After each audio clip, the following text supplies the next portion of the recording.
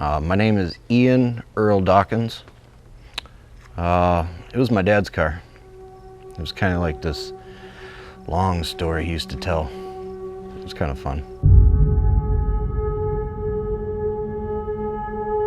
So unknowingly, I met Scotty Dawkins the spring of 1997 at the Northport Cars in the Park. Didn't know it was Scott Dawkins, just he had overalls on, a long beard, and it soon turned into a conversation about the car that he owned and how cool of a car that he owned and how rare it was. And I asked him, well, what is it? And he said, I can't tell you. And I said, well, why not? He's like, oh, there's security issues, but I don't want to expose me or my family to any type of threats because the car is just that rare. And I go, okay. And so we started chit-chatting about his time in Detroit and his time working for American Motors. Was a pretty good mechanic, and he told me he would take care of Dick Teague's personal cars. And then that was it. We shook hands, we said goodbye. Never seen him before, never saw him again.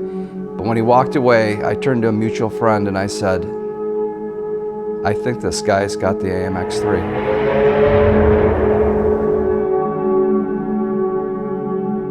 10 years ago, or somewhere around that time frame, Chet brought up to me that he thinks there's this prototype car somewhere up in the peninsula. We were pretty sure it was an AMC, and if there was going to be a rare prototype AMC, it's going to be the AMX III. 1997, I wrangled all my friends in Leelanau County and I said, who is this guy? I don't know who you're talking about. You sure nobody's seen a mid-engine two-seater sports car? There's no mid-engine two-seater sports car in Leelanau County. Nobody's got that kind of money. Chet, it's a pipe dream. So I forgot about it.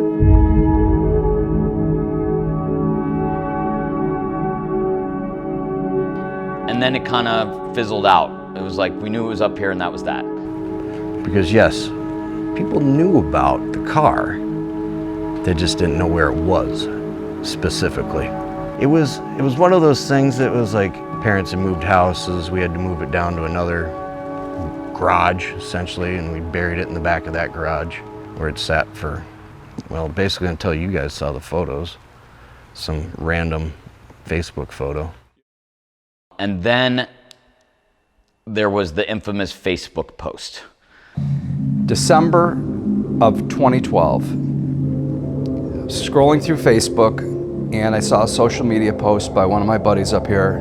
A post about Mike Chetcuti, I'm not sure. It was a picture of him. And there's a garage full of stuff, boxes everywhere. He had a big bow. He was wearing like a big, I don't know, maybe my memory's wrong. And he was holding a red ribbon up. I look in the corner of the shot, and down in the corner of the shot, there's maybe less than a third of a vehicle in the shot. I believe it was the front corner of the car. It could be wrong. It was really crusty, just a really crusty little corner of the car was showing. And I'm like, holy shit, that is the fucking AMX III.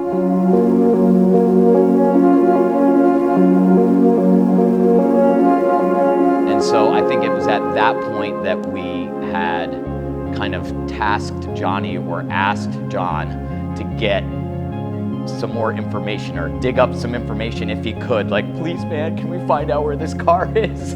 I knew who was in that photograph and I understood what they were doing and whose car they were working on. And in the background, there's the AMX III that Chet and Kyle have been looking for. To me, the AMX III was nothing but a black and white photograph in a magazine or a Matchbox car, really. This was something to compete with the likes of Lamborghini, Maserati, all those mid-engine grand touring automobiles.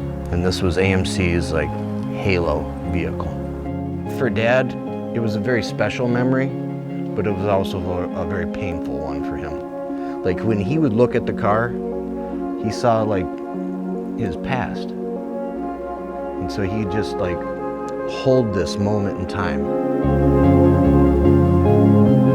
Fast forward to 2019. At that point, we had heard rumor that the car was going to go to auction. Mom was getting hot to get it out of the garage. I think she got tired of waiting. I think she'd waited 20 years already to see something happen with the car. She had started talking to different auction companies.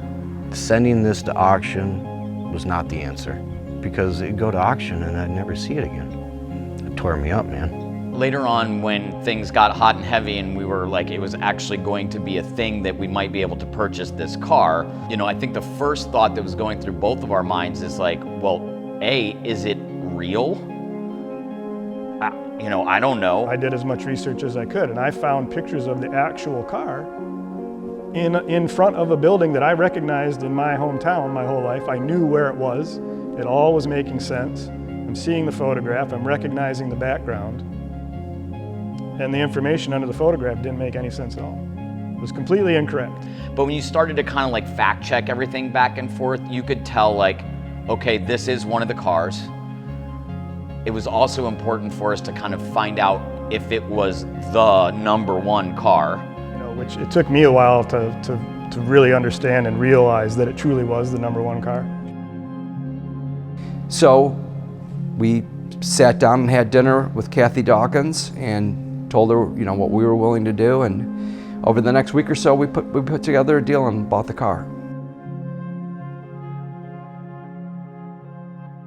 Michael and Kyle, we were able and fortunate enough to build a relationship, over 15, 20 years of our interactions. I saw their collection and how they handled it and the people they brought on board for it and what they were doing in the community where I will be dying up here. The uniqueness of Leelanau County's connection to the automotive industry in Detroit is epitomized right here with that car. So the first thing we did, we started working with our good buddy George Hussman at Classic Design Concepts, and George said, we gotta show this car at the Muscle Car Corvette Nationals in 2019, November of 2019. We went from a Facebook page with 20 followers and an Instagram account with 20 followers to, in 48 hours, we had 10,000 followers. Boom, boom, boom, boom, the rock started rolling down the hill. It was overwhelming. I think within 5 or 6 hours of it showing up in Chicago, I was pretty much accepting follows and answering questions about the car immediately. It was a feeding frenzy. You think about it. George is the guy that's quoted in most of the press. We unearthed possibly, but in his words, the rarest American muscle car in the world.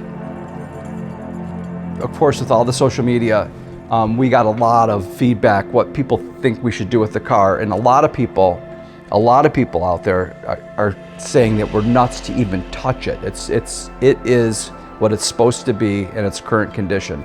We're not going to do that. With all the tools we have available to us today and all the packaged products we have available to us today, why wouldn't we do a restoration modification and make it a great daily driver? Well, we're not going to do that either. Even before we had purchased the vehicle, it started, I wanted to be as true to the design intent of the original car. To me, that's the ultimate expression of that car, because that's how Dick Teague and his team of designers would have wanted it. We're going to try to keep everything as period correct as we can, but we want the car to function.